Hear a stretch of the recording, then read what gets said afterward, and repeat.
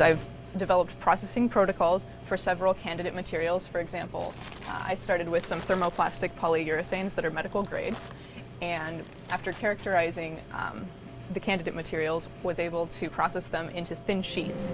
Pretty much everything that I did here was new for me. All of my previous research was in solid state chemistry, so I've never done any synthesis, and I've never worked in a wet lab before, so I learned how to use the slink line. In a submarine, there's a shaft that connects the propeller to the engine, and normally when a submarine shell fails, it's the shaft that corrodes.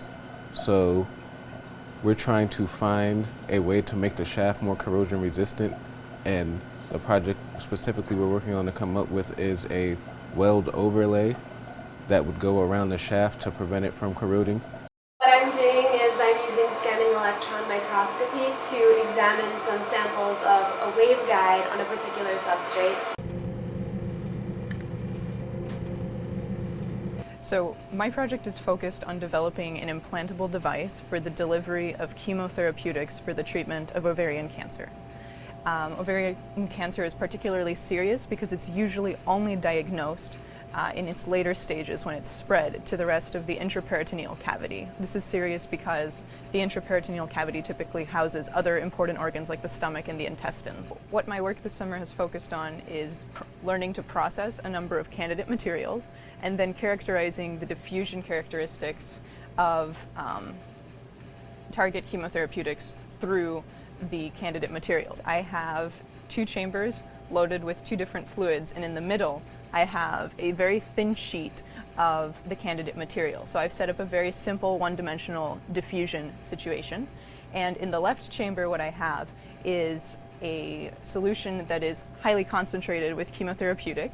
And on the other side, I have just a simple phosphate buffered saline solution with no drug in it. And what I've done over time is I collect sample from the saline portion of the cell, which allows me to assess over time how much drug has moved through the sheet of candidate material. And by plotting this data over time, the concentration over time, I can determine what is the diffusivity of the chemotherapeutic through the candidate material. I expect to see diffusion of the drug into the right side of the chamber that I'm sampling from. And here I'm just collecting a small sample volume and storing it away, and I will be running HPLC analysis in order to determine the concentration of chemotherapeutic.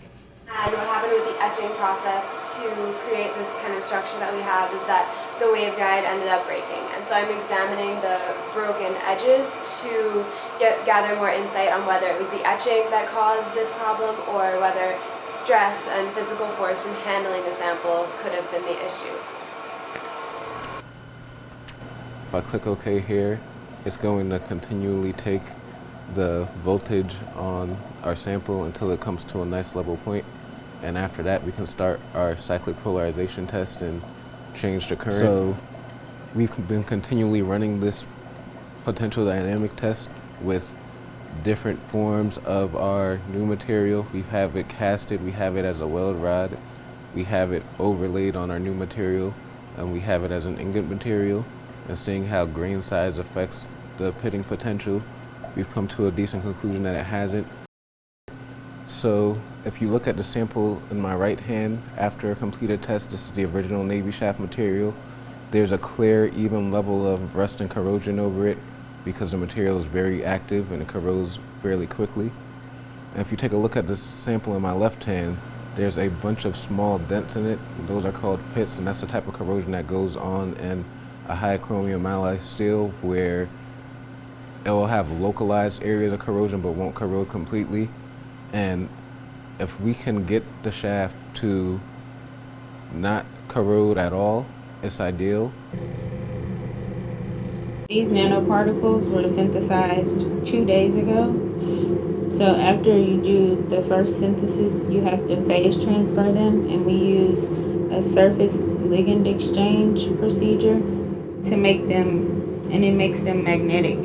So when we go to test the heating properties, of the nanoparticles, they have to be magnetic in order for them to heat in the presence of the alternating magnetic field. And after the phase transfer, I have to precipitate them until you get this nice pellet. Precipitate them with 1 molar hydrochloric acid, and then I wash them twice with water, which is just adding 10 mils of water into the centrifuge tube, and then spinning it down in the centrifuge. And after that, I can disperse the nanoparticles in water, and then I'll get something that looks like this.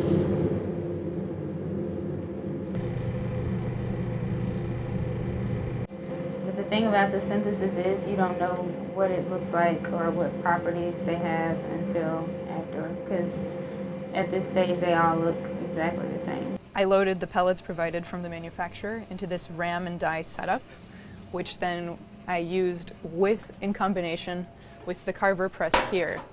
By pressing the 2 platens together, I was able to apply high pressures in the order of several thousand pounds per square inch, in order so that I could get these pellets to form nice thin sheets.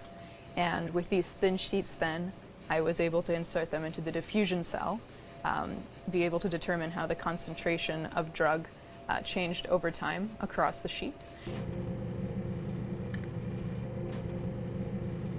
I used the carver hydraulic press in order to literally press these small pellets into fine sheets.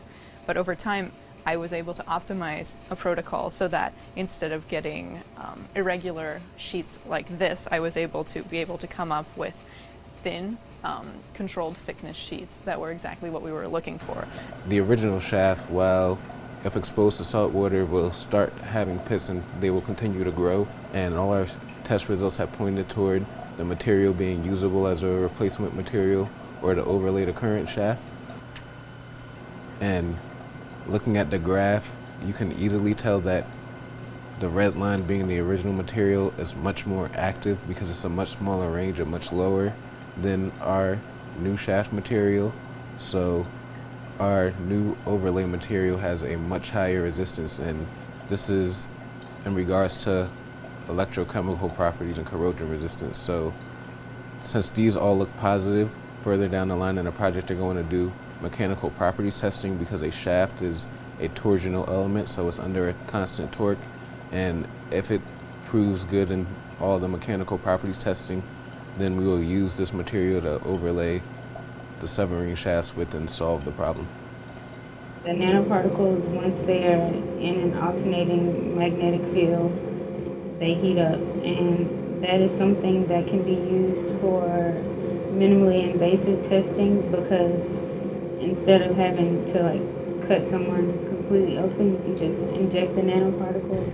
What our lab wants to do that's different is try to use these nanoparticles not just for cancer research, but also for people who suffer from depression and Parkinson's disease. So we're just trying to apply what's already known about these particles, make them better, and use them for different biological applications.